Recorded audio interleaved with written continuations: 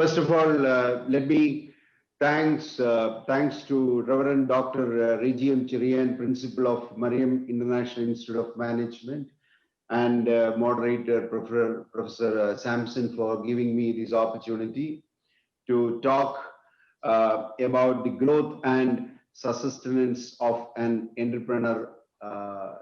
This is the subject.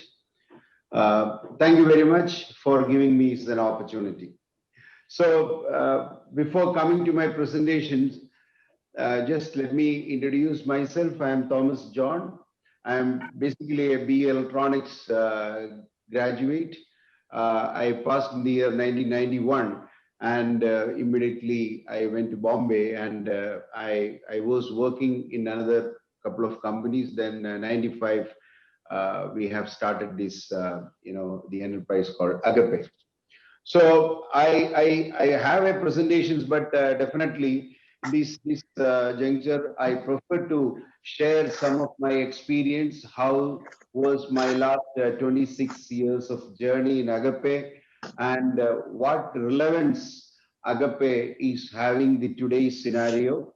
That will be more, I would say that helpful to you all, because presently maybe I am a speaker to you, but I am one of the colleagues, because today I am also I'm doing my post MBA with Harvard, especially in the program called OPM. OPM, I am 55th batch. You can just Google that and you will find out it's one of the very, very prominent and promising segments of Harvard.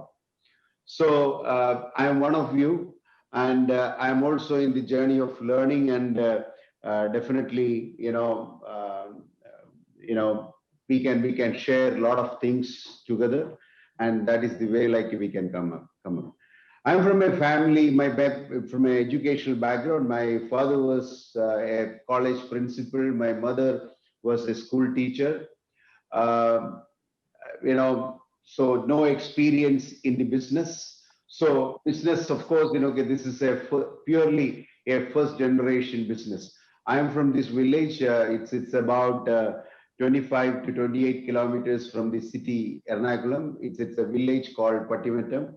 So very, very, I would say that moderate village, and average people live here. And basically, our main income is agricultural, rubber, and other agricultural income. That is the basic income of this place. Initially, the purpose, how I started this company called Agappe. Before that, again, I just wanted to touch the subject, the growth and sustenance of the entrepreneur. According to me, I have a small presentations which I can share that. So, I will be taking through three major subjects. How an entrepreneur born. It's basically me and Agappe developing a blue ocean strategy in my own segment. Then how an entrepreneur develops opportunities amidst this sort of crisis. The three things which I wanted to share, and connected to the subject of the entrepreneur. I think, according to me, there are three things are very, very important. Three things are very, very important. One is vision. Second is risk-taking ability, because this is very, very important for an entrepreneur. And third is, I would say that very important is hardworking, because there is no alternative for hardworking. As I mentioned that I'm happen to born or brought up in an environment where my both parents are teachers. So naturally, you all understand that very, very strict, and we always see that hardworking nature. So that again helped us to come to this sort of success. Then when I connected with Agappe, next slide. So when I connected with Agappe, we have started 25 years. Last year, we celebrated our silver jubilee. We started in 1995 in Bombay. Prior to that, I got an opportunity to work almost 3 years with a connected line or connected industry. where I found there are some unique features, maybe some experience or some feeling that one day I would like to come to this business or an entrepreneur. With that angle, when I was working, I found from 91 to 95, there are a lot of changes in the healthcare field. Enormous changes happened. A lot of multinationals started coming, and there was a lot of new technologies which was coming, and especially in the field of laboratory diagnostics. What I understood that in India itself, even the urban areas, people are getting lot of advantage or lot of exposure to the new technologies. But when you go to the rural markets, the diagnosis or the healthcare was very, very bad. So I have discussed this matter with my own family and some other stakeholders, and I found that this can be a big opportunity to bring some technologies where it can revolutionize Indian rural markets. So, with your examples, with for more better understanding, we are in this field of laboratory diagnostics. Laboratory diagnostics means it's a term called in vitro diagnostics, which is part of medical device. Again, medical device is part of healthcare. The bigger chunk of the Indian healthcare, about 80 to 90% is the pharmaceuticals or the medicines, for better understanding. So the medical device is only less than 20 or 18 percentage. In the IVD, again, that is in vitro diagnostics or lab diagnostics, is hardly less than 10 percentage. So with that, the amount today is about 1 billion. 1 billion means it is something around 7,500 to 8,000 crores. That is the only market in India.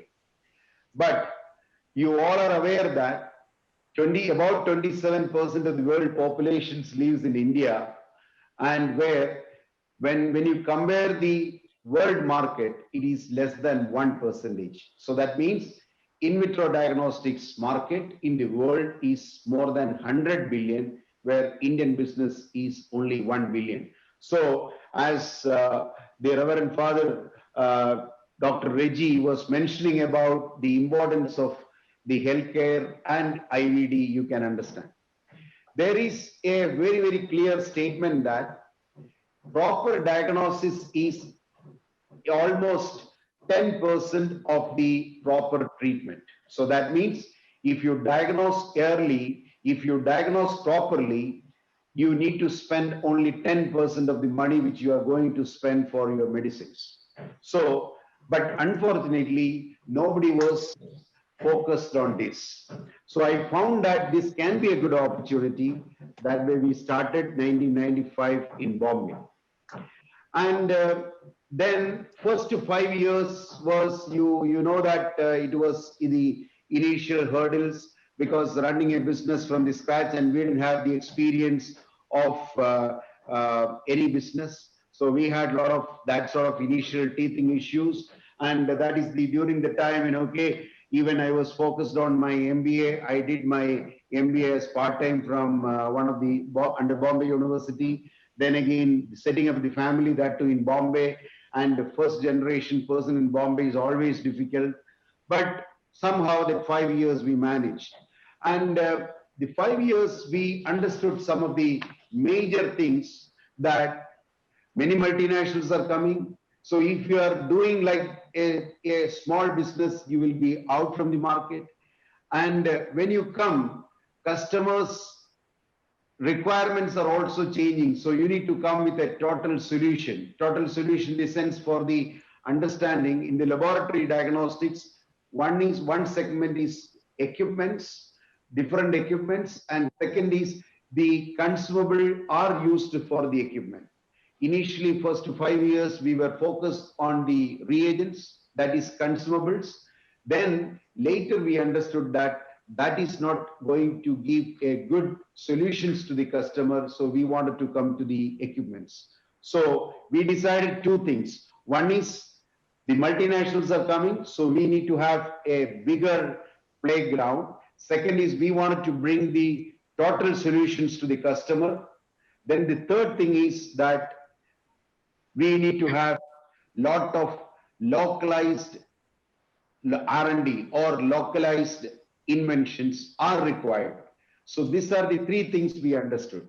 So for the bigger player, bigger markets, we need to have bigger infrastructure. So we decided that as a first generation entrepreneur, Bombay was not good ideal place for expanding our infrastructure. So since we are from Kerala, we decided to set up our second facility in Kerala. During the time of beginning of 2000, what information I got about Kerala, because we didn't have any experience in the business. So especially in Kerala, I got a lot of negative feedbacks.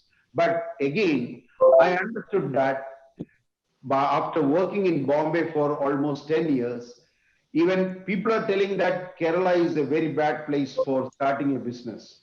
But everybody was talking against starting a business. Everybody was telling this is a place of full of strike, this is a place of full of issues. You will not get full support from the government.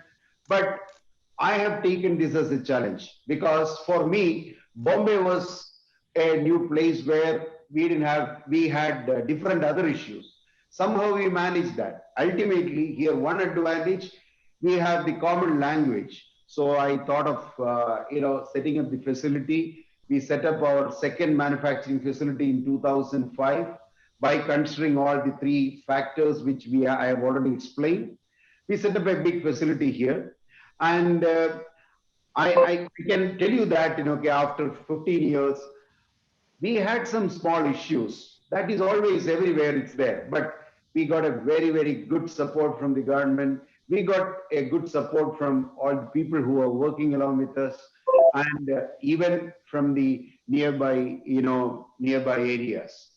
One thing I understood that Kerala mainly, when you set up a facility in Kerala, you have to see some of the main factors. One is that it should not create any pollution because Kerala, the area itself is very small and density of people are very high, areas are very high. So non-polluting industry can sustain in Kerala. Second is that Kerala's advantage. One of the advantage what I've seen that the highly qualified labor or highly qualified people. So if you have a product, if you have an industry which need to have this sort of highly experienced and skilled labor or people, definitely Kerala is the ideal place. And last 15 years, that is something which day to day proving to us. So that way we started here. We started with a full infrastructure, and again we set up a total good research facility here. And we have decided one thing: we will be investing 6 to 7% of our revenue every year for the research. We have about 100 people. They are in the research. Most of them are either postgraduates and they have done PhDs in the different areas. And I think really it is paying back to us because we could able to bring lot of new products. R&D means, I'm not talking like we brought totally a new technology, but we have made lot of technology as per the requirement of Indian populations. I will give you an example.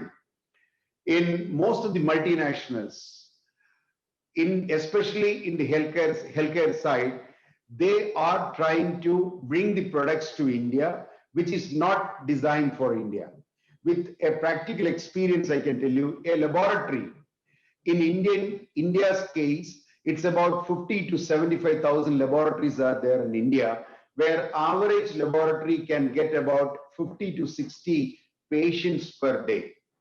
So maybe India's labor cost is comparatively less than the developed countries. they need to have a smaller automations, because first of all, the number of patients are less, average patients are less, and second, the manpower cost also not that much expensive. But when we talk the same scenario in Germany, maybe probably they will be having 1,000 laboratories, where each laboratory average they get 1,000 samples per day.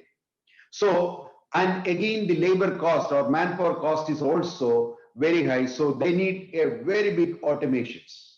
So multinationals, they make such big automations for the world, where 80% of the business are from the developed countries, and they try to dump that sort of products to India and forcing the laboratories or healthcare systems to use that sort of thing.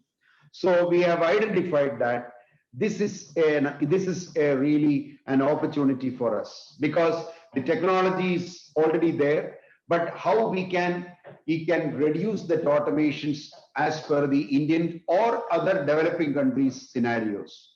So that way we have identified some of the key areas. That is what we can say that next.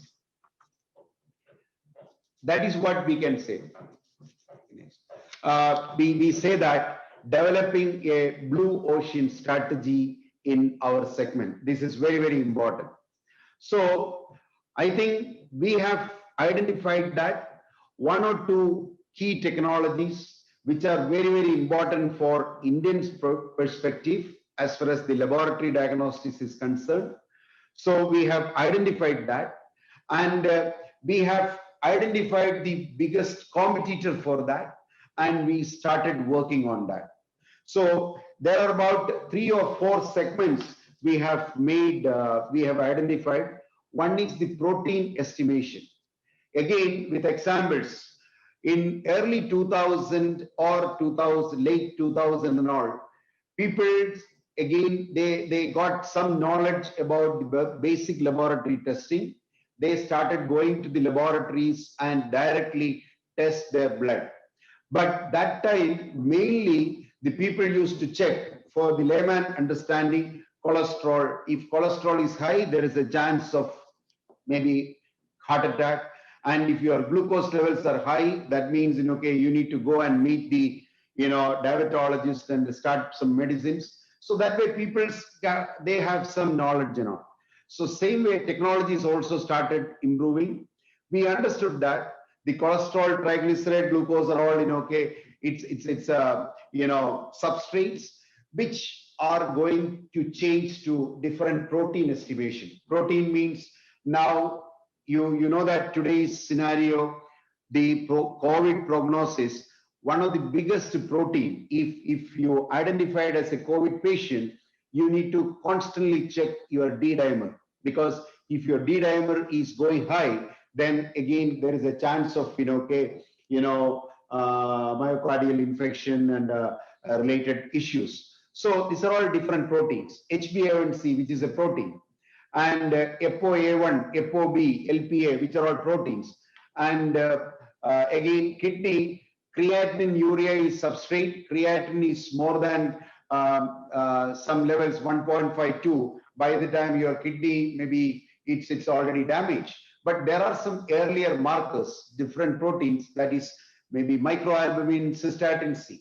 So we understood that these parameters, even though today that I'm talking about 10 or 15 years back story, even though that point of time, the market or requirement was less, but because only 2 big multinationals were focused in that, and the minimum investment was very high. So there can be a great possibility if we can bring, or if we can develop a small or medium equipment, and that solutions, if we can give to 50,000 or 60,000 laboratories, it can be a great.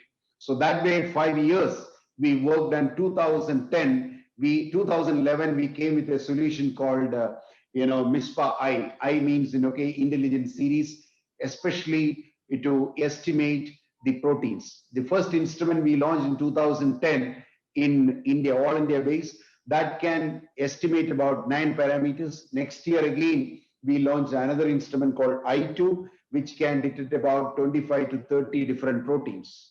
And then that was semi-automatic. Manual interventions were required. Then we brought the automated cartridge-based automated system we launched in 2016. Then again after that, okay, now recently we launched a fully automated system. See, today, this product, 80% of this market is controlled by us, because I am very happy to say that in the small state Kerala, we support 70 to 80% COVID patients by determining their D-dimer ferritin CRP levels. So this is a good thing we could able to do that thanks to our R&D and thanks to all the customers. About 80% is a validated record. Then the second product, what we have noticed that the hematology side. Kerala is famous for malaria. Kerala is famous for dengue. You all are aware that. And dengue, when anybody diagnoses dengue, always they ask to check your platelet counts, because sometimes counts can go down, which can create big problems. So we understood, actually we were marketing a product called BC3000. It's a 3-part hematology systems from a foreign company from 2003 onwards. But 2010, when we came, we understood that in India, 100% of the hematology systems are imported either from China or from Japan or from Europe or US. India, nobody is manufacturing. But unfortunately, we are buying about 15,000 equipments per year. That is the minimum requirements of these sort of instruments. So we checked that any possibility to do the R&D and manufacture locally, but we understood that it's a very complex instrument. So what we have done that we have decided to partner with a big company. That is the time where we have talked to many companies. Finally, L&T Technologies have taken happily the association with us. And in 2015, we started the R&D for developing a 3-part hematology systems for India. 3-part hematology systems where you can check your RBC, WBC, platelet, hemoglobin, and the differentials of the WBC. So now last 8th of September, actually we were supposed to launch last year, beginning of this year, but because of the COVID, we had some last minute issues, but September 8th, we have launched these products worldwide. And so that can really give import substitutions. Then the third segment which we have identified was pre-analytical area. Actually, all our products, we were focused on the analytical area, means, the testing side. But we understood that there is a great possibility, because India is such a big country and the number of laboratories are very high, and India's 70% of the population lives in the rural India, so consolidation is difficult. So how we can improve the laboratory standards? This is something, we thought that can be a great opportunity. So we understood that there are a lot of technologies are coming, there are a lot of things, but everything is in the analytical area. But when the patient is going to a laboratory where taking blood samples, I think last 20 years, 30 years, everything was the same. Because maybe 20 years back, when a patient going to a laboratory, maybe the reception area was with a fan, but today it became air conditioned, nothing more. There is no automations happen there. The way of taking blood, everything is almost same. So we wanted to bring some sort of automation that where we found this can be a good opportunity. We brought 2 products. One is vein viewing system. I can tell you that, vein viewing system, why I've developed, maybe it's an issue for me also. I am a little fat person. So always I found that little difficult for me to identify. The laboratory phlebotomist is having difficult to identify my vein. So maybe I understood that, especially the people like me, there can be a problem. And even the people who admitted the hospital, because the weak patients also identifying the vein is a problem. So we thought that, so if we can develop a vein viewing system, it can be always helping the patients. So that way, we have associated with the Sri Chitra Institute of Technology, the Trivandrum, and they are a technical institute. So we have jointly brought a product called MISPA View, that is vein viewing systems, where it's a IR-based systems. You can clearly view the vein, and the phlebotomist or doctor or technician can easily take the blood without multiple pricks. So again, we understood that in the pre-analytical area, we can do a lot of automations, where we identified that one of the critical problem, the mixing of samples, because in the crude way, when the patient comes, they take the blood and write the sample identification on the test tube, so which can always create some sort of mix-up of samples. So we have identified that there can be automatic labeling systems which can help that. So that way we brought a product called MISPA Label. Last year, we got many awards, many recognition for that, and now most of the laboratories started using that. So pre-analytical area, we have identified. So first is the protein area, second hematology, now it's the pre-analytical. All the three segments, we identified that there is a lot of chances for future scope, future improve, and we wanted to bring different levels of automation. Then, thanks to recent issues where we identified that one of the great opportunity which I can support in the COVID time to the especially Indian public is some sort of determination, fast determination of COVID, because COVID prognosis, already we have the protein products, even the COVID diagnostics. Last year, we have associated with the Sri Chitra for a molecular diagnostics, that is the future, molecular diagnostics based products for TB diagnosis. India is people say that the world capital of tuberculosis, because people say that 1 out of 10 person is having tuberculosis. So this is a very, very important thing that need to have a localized detection system for the TB. So we both, we and the Sri Chitra, we were working and we brought a product.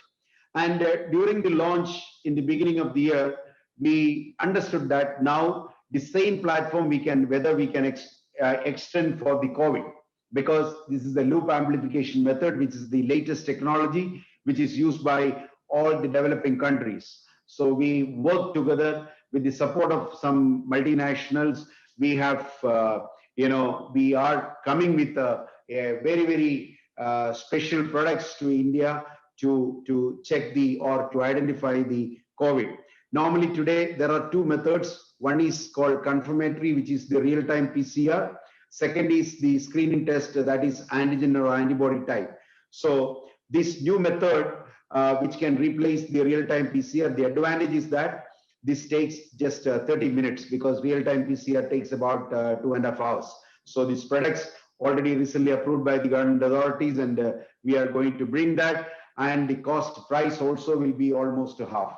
So that way we bring this technology. This technology, we are partnering with different institutions. That is, one is domestic Sri Chitra, and second is one international institution. So we have identified that this sort of new technologies definitely can improve the world and improve our country. So our blue ocean strategy, I would say that we brought this sort of technology. We have decided that something unique which we can bring it, that can change the Indian public or other developing countries. We are exporting to about 60 countries. Yeah, next. Yeah, these are some of our products which we developed. First is that clinical chemistry system. Then, as I mentioned, that I2 and I3. I3, I got the President Awards in 2018, because where we brought these protein estimations to the general public, and Indian Technology Day, I got the award for the best technology for India. Fourth is the coagulation system. And now the first one, this MISPA count, 3-part hematology, in association with L&T, we have launched recently, last 8th of September we have launched, and MISPA label, which is one of the products in the pre-analytical area, which we launched last year.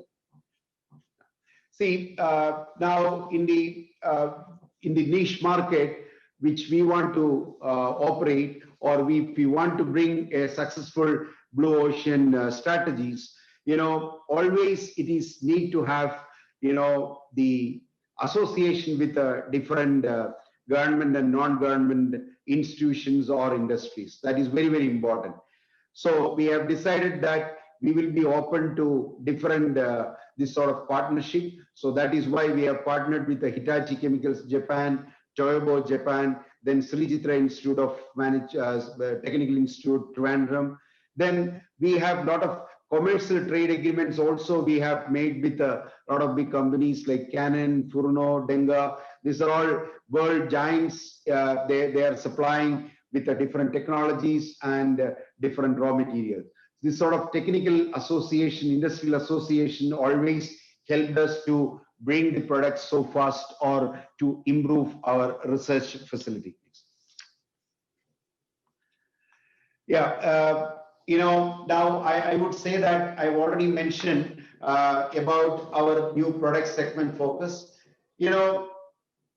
Because of the lot of our localized R&D, we could able to bring a lot of products with better pricing, so that Indian conditions people can always afford to buy that. But same time, we will keep, or we want to keep, the same quality like what multinationals were giving, and with good service support. You know that India is a country where it's about 6,000 to 7,000 villages and towns, mini towns. We are operating with a 5 branch, about 350 service engineers spread across India. So that way we give our good service. And again, I wanted to say that during this COVID lockdown situation also, because of our own infrastructure, and again, this comes under the essential service, we could able to give good support to all our customers. About 30,000 customers we directly handle, and again, we have about 50, total 15,000 instruments which are already there in the market. So this is something which I have told you earlier, the need of infrastructure. So luckily we already made that, and we could able to give proper support to our customers. I think this crisis, I would say that COVID, initially first March, April, we had big issues because totally lockdown. We had two issues. One is that because of the lockdown, we couldn't able to give or send our products. Second, because of the COVID, government has, they came with a rule that they banned the entire exports, especially in the laboratory diagnostics. So almost 2 months we couldn't able to invoice anything or export anything. So that way, March and April were very bad for us. But we have understood that this can be a great opportunity. This great opportunity to bring fast our technology and give a different solution. And again, this can be an opportunity for think ourselves and what way we can improve our own efficiency. So we brought a lot of changes, and I would say that these changes helped us to really improve our business, because I would say that maybe last 10 years, if I see that, last 6 months, I launched maximum product. But all these products directly depend to the COVID diagnosis or COVID prognosis. But because of our infrastructure, because of our R&D, we could able to bring this much product last 6 months. Next. I think COVID-19 has brought the world to a standstill with this contagious spread. So I think most of the segments, the business is really affected. And I know that, most of the a lot of companies, they are not in a position to give 100% salary, and even they reduce the staff also. But I'm very happy to say that because of I would say that the definitely the blessings of the God and the proper plan and hard work. I am very happy to say that last 6 months or 7 months, we have done a excellent business. And compared to last year, we have a 15 to 20% growth. And many companies, they are really, reducing the manpower, but we are increase our manpower because our business is really going high. And whatever we have made a very clear decision that the lockdown, how many days we can lose, there's no problem, but we will pay 100% salary. This is something, one message which we have given to the entire Agappe, because we have about 700 people are working. Out of that, about 350 people are they working on the field. Many areas people cannot go out, but we made it very clear that you will get your salary, 100% salary. But again, you also should keep the same policy and principle with the people who are working for you, because maybe your maid servants, your workers, all the people, you should ensure that you are getting your salary, so you also should see their family, so that way we can support each other. I would say that this all because of, that is what I want to say, that the most important thing, we have a strong core values of the company.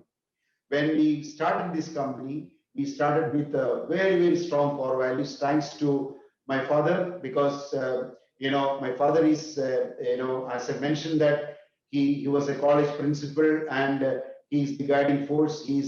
Presently he's the chairman of this company. He's 84. He cannot travel anything, but his guiding force, his guidings are always supporting, and his blessings are supporting us. And with that, we have strong four core values. We call it as a TRUST. T stands for trust, R stands for respect, E stands for excellence, and C stands for care.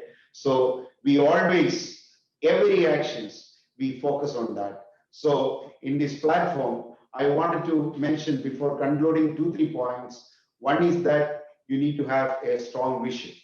Second is that you need to have a strong risk-taking ability. And that can come with one thing, hardworking. You need to have a strong, hardworking nature. But with all these things, you can grow. But without, I would say that some strong core values, then all things can fail, because the core values can definitely take you for the long term. So always keep a strong core values that can make you all to the next level. With this, I conclude, and thank you so much.